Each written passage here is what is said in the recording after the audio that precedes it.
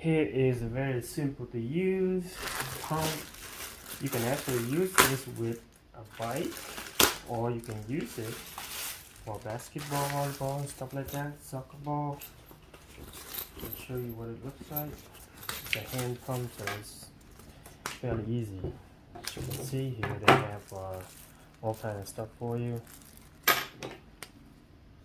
And here's a gauge where you can actually see the PSI.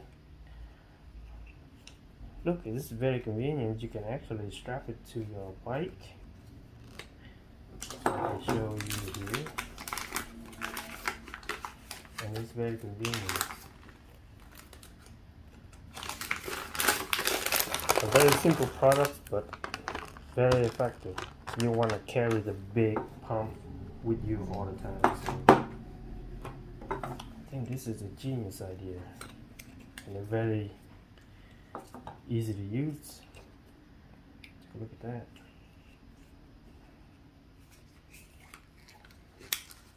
Let's see. Yep.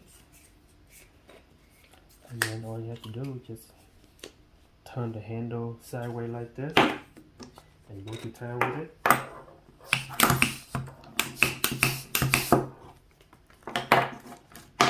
See how small that is.